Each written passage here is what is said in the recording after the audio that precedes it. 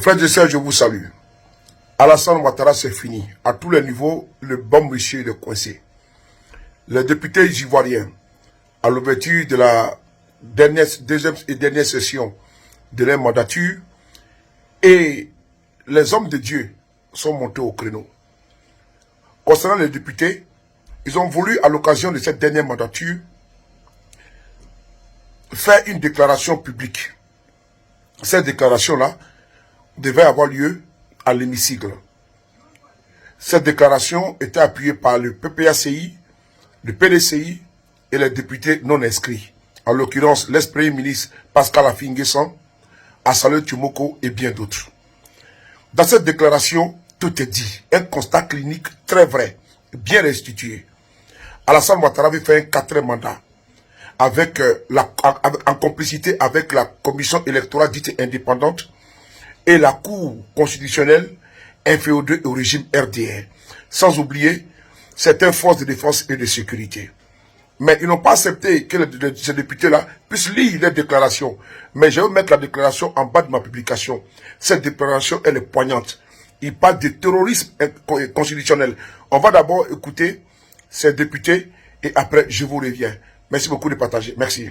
Groupe parlementaire PPACI, le député, ancien Premier ministre Affi-N'Guessan, vous avez le député Assalé Tumoko, le député Gerdidjen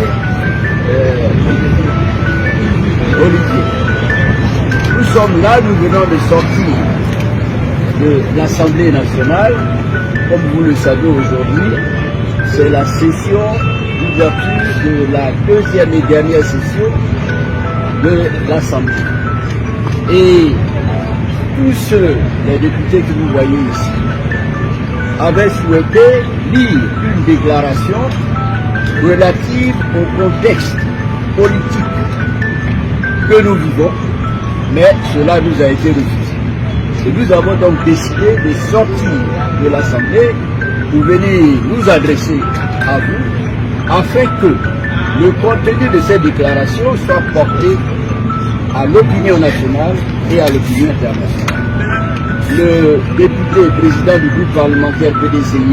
Vous venez d'écouter ici les députés qui ont quitté la salle parce que c'est une injure. Alassane Ouattara et sa bande se foutent éperdument du peuple de Côte d'Ivoire, méprisent le peuple. Et ceux qui se soucient du bien-être du peuple, redonnent la dignité au peuple, ne peut assister à cette litanie de soi-disant session ordinaire de l'Assemblée nationale de Côte d'Ivoire. Ils sont députés de l'opposition, ils doivent se poser de façon objective, être du côté du peuple. Et il faut le saluer, l'attitude, l'acte posé par les députés de Côte d'Ivoire. En ce jour, les députés de Libyen responsables, pas les députés moutonisés, les députés ruminants alignés au RDR de M. Ouattara. Mais ils ne sont pas les seuls. Les hommes de Dieu également interpellent Alassane Ouattara. La communauté internationale, ceux qui ont soutenu Ouattara doivent comprendre que c'est toutes les couches, les religieux, les politiques, la société civile, les apolitiques, toutes les couches sont touchées. Les déguerpis, les déflatés, les expropriés, tout le monde en Côte d'Ivoire n'est pas content du régime de Ouattara. On va ici écouter les hommes de Dieu qui interpellent Alassane Dramane Ouattara. Enfin, à l'exécutif, Excellence, Monsieur le Président de la République, nous vous encourageons avec votre gouvernement à poursuivre tous les efforts fournis en vue du bien-être des populations ivoiriennes et de l'unité nationale. À cet égard, nous vous exhortons à user de tout votre pouvoir pour préserver la paix dans notre cher pays. Monsieur le Président de la République, aucun sacrifice ne sera de trop pour la stabilité de notre pays.